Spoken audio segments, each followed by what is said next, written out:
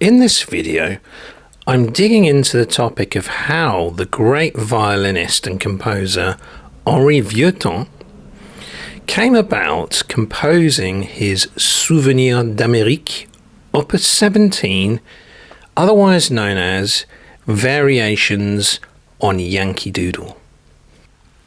Here are some excerpts of an artist performing the piece.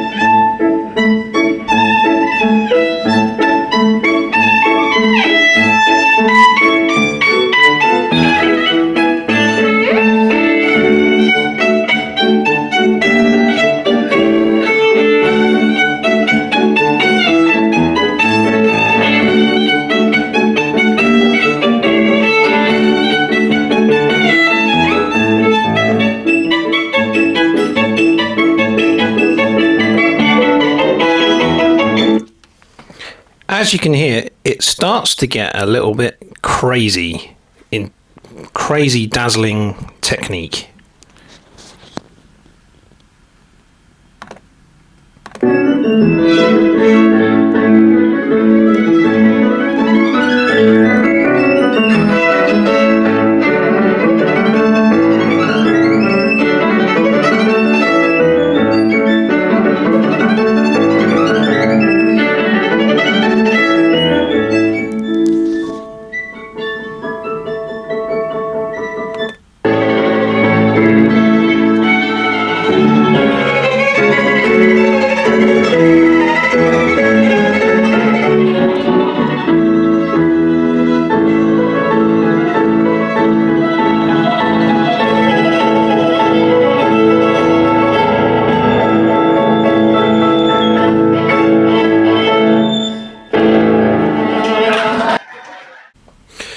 So who was Henri Vieuxtemps?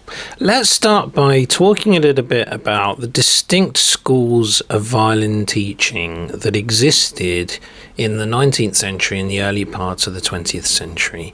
We might think of the French school of violin teaching under Marsic and later Enescu, the Hungarian-Russian school with Leopold Auer, the Hungarian-German school of violin teaching with Karl Flesch, and the Belgian school with the likes of Viennese, Vieuxtemps, and his student Isai. And there's some crossover here because some of these great pedagogues travelled from one location to another. So, for example, Leopold Auer from Hungary, he made his way into Russia. But in general, there were distinct schools of violin playing with distinct styles. Now, Ruggiero Ricci once commented on this and mentioned that these schools of violin teaching were largely destroyed with the advent of air travel. So whereas prior to that, like when Heifetz went on tour in the 20s on his world tour, he'd have to travel everywhere by boat. But with the advent of air travel, people were crossing borders much more quickly, and so the distinct schools of violin teaching to a large extent kind of became extinct. And of course, a lot of these great pedagogues ended up moving to the United States ultimately. So the United States kind of became a melting pot of violin teaching methods. But we're just calling this out because Vieuxtemps was firmly rooted in the Belgian school, a large part of the development of the Belgian school of violin teaching. So let's now step through the key events in the life of Vieuxtemps. He was born on the 17th of February in 1820 in Verviers, Belgium, then part of the Kingdom of the Netherlands, and he died in 1881 on the 6th of June, and so I guess he died aged 61. He was the son of a weaver and amateur violinist and violin maker. He received his first violin instruction from his father aged 4, And a local teacher continued his instruction, and he gave his first public performance at the age of 6, playing a concerto by Pierre Rode. With the support of a local aristocrat, he was able to study with a professional violinist, Le Clou de Jean. Soon he was giving concerts in various surrounding cities, including Liège and Brussels, where he met the violinist Charles-Auguste de Berriot, with whom he began studies. He is also known for playing what is now known as the Vieuxtemps Guarneri del Gesù, a violin of superior workmanship. More on the violins of Vieuxtemps a little bit later in this video. In 1929, Berriot took Vieuxtemps to Paris, where he made a successful concert debut. And then back in Brussels, Vieuxtemps continued developing his violin technique on his own. His musicianship deepened by playing with the deeply musical mezzo-soprano Pauline Viardot. So I guess that added a bel canto dimension to his playing. A tour of Germany around 1830 brought friendship with Louis Spohr and Robert Schumann, who compared the boy to Niccolò Paganini. He also, on that tour, heard Beethoven's Fidelio, which, along with meeting the violinist composer Louis Spohr, were both seminal experiences for the young musician. During the following decade, he visited various European cities, impressing with his virtuosity, and met famous musicians such as Hector Berlioz and Paganini himself, whom he encountered at his London debut in 1834. Vieuxtemps gave his own debut in London at the Philharmonic Society on the 2nd of June 1834. Apparently, Paganini heard Vieuxtemps perform and predicted a great future for him. In 1834, Vieuxtemps also heard Niccolò Paganini play and wrote that his admiration increased to the borders of the improbable, and no doubt the tremendous technique in Vieuxtemp's work is partly due to the influence of Paganini. In March 1834, Vieuxtemps played the Beethoven Violin Concerto at the Vienna Musikverein, only the second time the concerto had been performed publicly since Beethoven's death.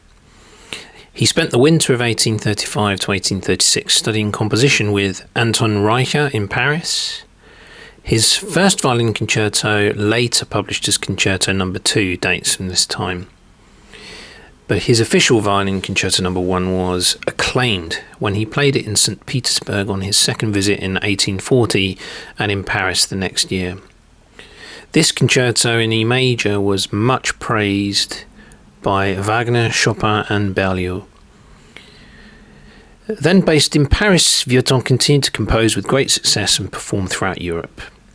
And with the pianist Sigismund Thalberg, he performed in the United States. We're going to come to his 3 tours of the United States, and hence the Yankee Doodle variations, a little bit later. In early 1846, he visited the English city of Leeds, where he met and offered to tutor George Haddock whilst he performed in London. Haddock and Vieuxtemps became friends, and Vieuxtemps would stay with Haddock when visiting and performing in Leeds. Vieuxtemps was particularly admired in Russia, where he resided permanently between 1846 and 1851 as a court musician of Tsar Nicholas I and soloist in the Imperial Theatre. He founded the Russian School of the St. Petersburg Conservatory and guided the formation of a Russian school of violins. So again here, some crossover of a guy from Belgium who moves to Russia but still contributes greatly to the Russian school. Later, Leopold Auer would do the same. In 1871, he returned to his native country to accept a professorship at the Royal Conservatory of Brussels, where his most illustrious pupil was Eugène Issei. So, yeah, just touching on that, although the pedagogues move from one country to another, and then the country they move to, they help form the Russian school, we should mention that the pedagogues, teachers or violinist composers who are shaping that school are also in contact with local composers. So we might think of Tchaikovsky or later Leopold Auer and Alexander Glazunov. A paralytic stroke disabled Vieuxtemp's right arm. 2 years later, he moved to Paris again, his violin class being taken over by Henryk Wieniawski. Yet another stroke in 1879 ended his career as a violinist for good. He spent his last years in a sanatorium in Mustafa Superior, Algeria, where his daughter and her husband had settled, and continued to compose. We'll come on to Vieuxtemp's wife in a moment. After an abortive attempt to return to his classes at the Conservatoire, he ended up in Algeria, where the violinist Wilma Normand Neruda, the dedicatee of his 6th concerto, and his old student Hubai visited him. So they travelled to Algeria to visit him. He remained an active composer almost to the day of his death. In June 1881, he suffered his 4th stroke and died on the 6th of June 1881. The bulk of Vieuxtemp's compositions were for his own instrument, including 7 concertos and a variety of short salon pieces, though towards the end of his life, when he had to give up the violin, he often turned to other instruments, writing 2 cello concertos, a viola sonata, and 3 string quartets, among other things.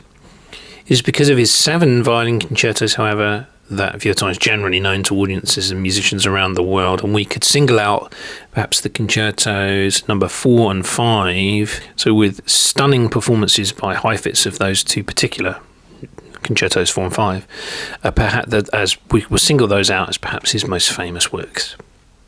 Through his own concertos and the advocacy of the concertos of Beethoven, he also played Beethoven's sonatas and string quartets, and Mendelssohn, he added a more classical dimension to the violin repertoire, which had tended towards technically brilliant but often shallow variations and fantasies on popular operatic themes. I guess we think here of Paganini, who built works on top of Rossini operas. Arguably, Vieuxtemp's works were more serious classical works in the tradition of Beethoven and Mendelssohn. He never indulged in sheer virtuosity for its own sake, like some of his predecessors. Eugène Ysaÿe quotes him as saying, "Not runs for the sake of runs, sing, sing." So look at the link in the description for the full list of compositions by Henri Vieuxtemps. There's some surprises in there for me, and many that I need to go and listen to, actually. Now we come on to the American tours of Vieuxtemps. So let's begin with talking about his first American tour. In the winter of 1843 to 1844, Henri Vieuxtemps made his first tour of the United States. During the first 3 months of 1844, he visited the city of New Orleans, where he received great critical acclaim. Stimulated by the Creole atmosphere, Vieuxtemps apparently composed a violin piece based on a black dance he heard during his stay. This short work, only recently discovered, is the earliest known classical setting of Creole music. Now we come on to the Yankee Doodle, which is the subject of this video.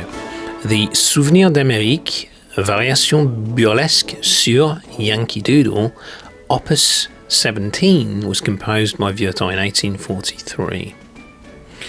And I looked at briefly at the history of Yankee Doodle. Apparently the tune has its roots in Europe, and parts of the tune are actually still recognisable in Europe. And so the tune made its way to America, where it kind of became a military tune associated with maybe with some of the American wars. But Vieuxtemps composed it during his American tour because he wanted to have an encore that he could play to his American audiences. I actually heard, and I haven't been able to confirm this, that Vieuxtemps had grown frustrated with the fact that his audiences didn't really appreciate his performances, and so they didn't fully understand their music in some cases. So he incorporated this piece to pique their interest, to find common ground with them in that sense. Vieuxtemps, a renowned Belgian violinist and composer, was touring America and sought to create a memorable and engaging piece for his performances. The piece is based on the well-known American folk tune Yankee Doodle, which Vieuxtemps used as a foundation for his variations. It made good business sense for the Belgian virtuoso violinist and composer Henri Vieuxtemps to present the tune as an encore during his 1843 tour of the United States. It is usually heard with piano accompaniment, but is arguably even more thrilling when played unaccompanied, a real tour de force. You had a glimpse at the outset of this video of how bravura this piece is. Google or search on YouTube for Vieuxtemps Yankee Doodle and listen to the entire piece yourself if you're not familiar with it, because it truly is both amusing and breathtakingly amazing. Henri Vieuxtemps composed Souvenirs d'Amérique, Variations on Yankee Doodle, Opus 17, as a flashy, humorous encore piece during his 1843 concert tour in America, aiming to showcase his virtuosity and connect with American audiences. It was apparently composed in New Orleans during a concert tour. The piece is described as a burlesque or humorous set of variations on the Yankee Doodle theme, showcasing Vieuxtemp's playful and virtuosic style. When you listen, keep in mind how dizzyingly high the violin gets, as if mimicking fifes during a parade. So we could point out as well that other composer violinists followed that pattern of performing local themed tunes when they visited a country, notably Paganini with his God Save the King variations when he visited London. There's a similar parallel there, or precedent, set by Paganini. So beyond Yankee Doodle, there is also the piece Greeting to America. Though published only posthumously, Greeting to America, Opus 56, was composed for Vieuxtemp's American tour of 1843 to 1844.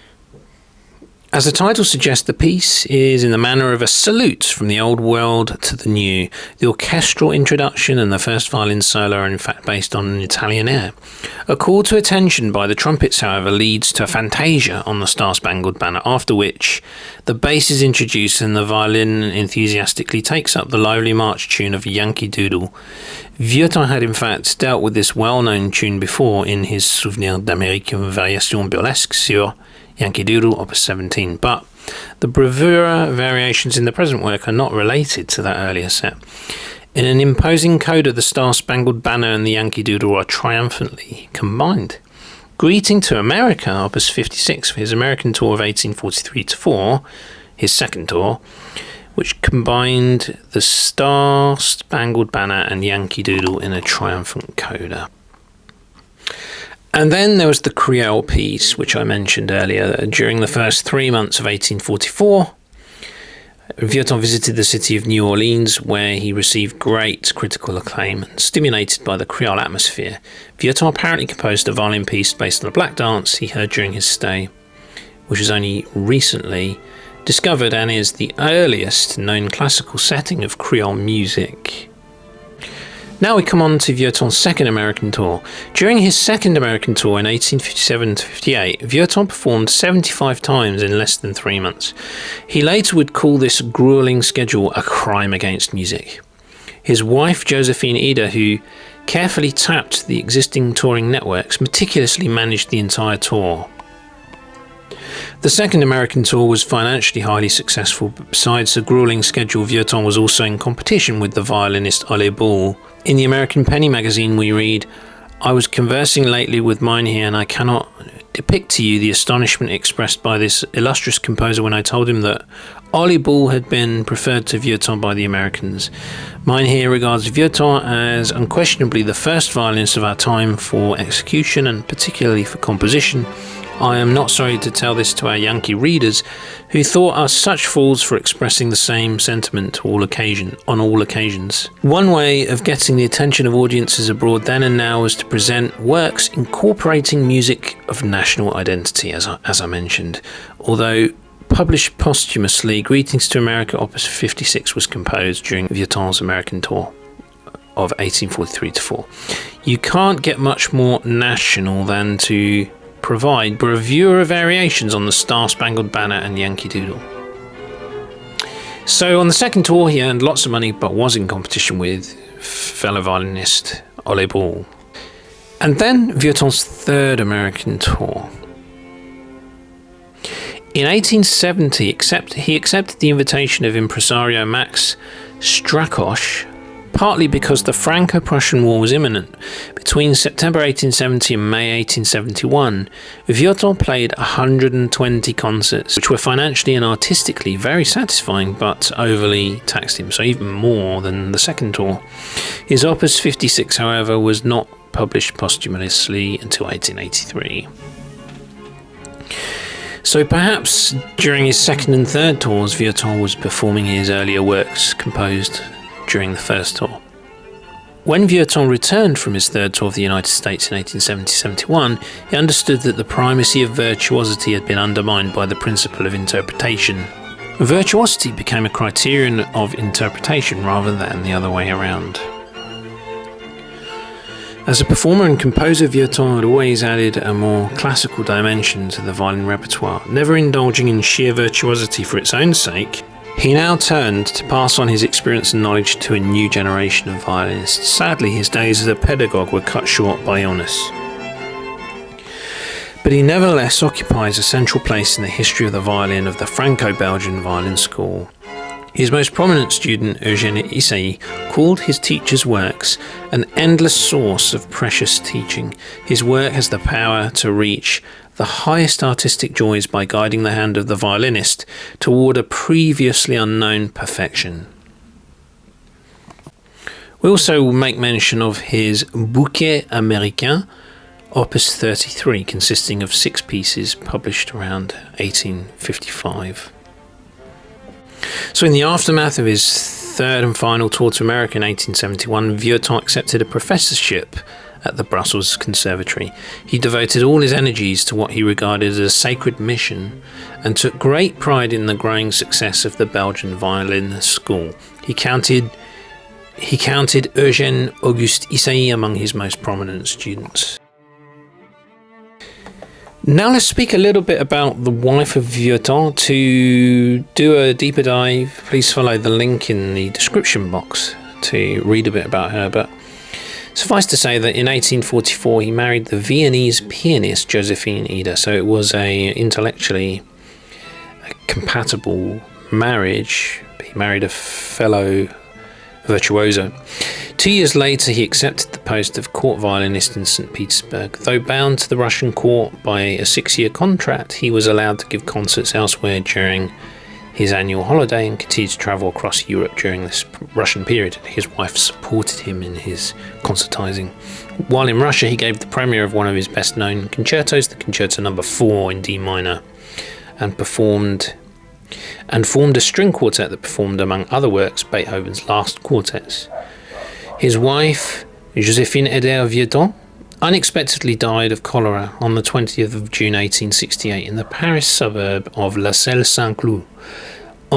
Henri was devastated and intensified his performance schedule. He embarked on his third tour of the United States in 1870 and played 120-odd concerts in 6 months. So, as a coping mechanism to cope with his grief, he took off and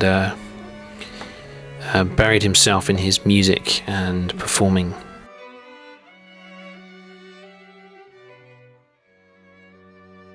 In conclusion, Henri Vieuxtemps, born in 1820 and died in 1881, was a Belgian violin virtuoso who, after the death of Paganini, was widely considered to be the best violinist in Europe.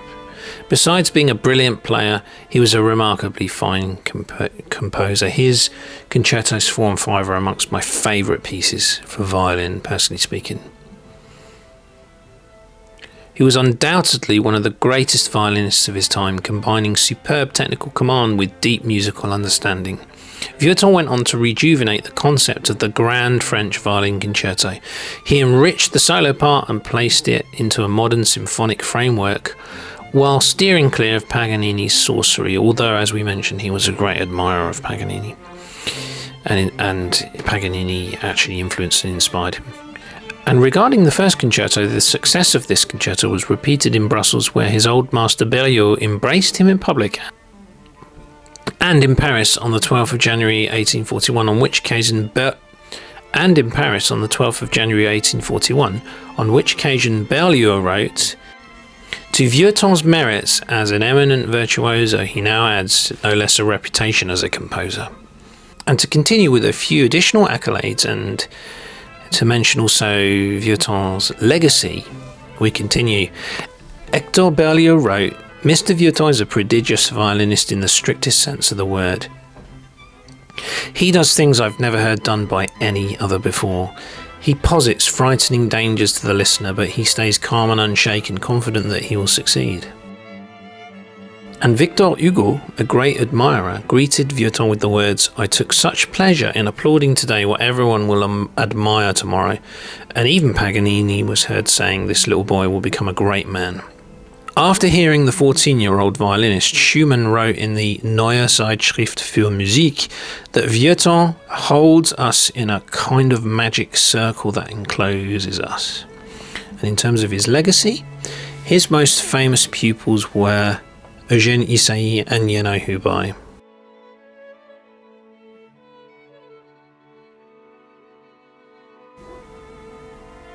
Let's talk about the violins of Vieuxtemps. Vieuxtemps is also known for owning and playing what is now referred to as the Vieuxtemps Grenouille del Jésus, a violin built in 1741 that is considered one of the finest examples of craftsmanship of Giuseppe Guarneri, and which is considered to be without defect despite its continued use over many years. The Del Gesù, literally of Jesus, refers to the manufacture by Bartolomeo Giuseppe Guarneri, who incorporated the nomina sacra IHS, iota et a sigma, and a Russian cross in the labels he affixed to his work. At Vieuxtemp's funeral, the violin was carried upon a pillow behind the hearse, carrying the body. The instrument was later played by noted violin masters like Yehudi Menuhin, Itzhak Perlman, and Pinchas Zuckerman. And it's since been purchased by a private collector, and violinist Anne Akiko Myers has use of the violin, I think, for the rest of her career.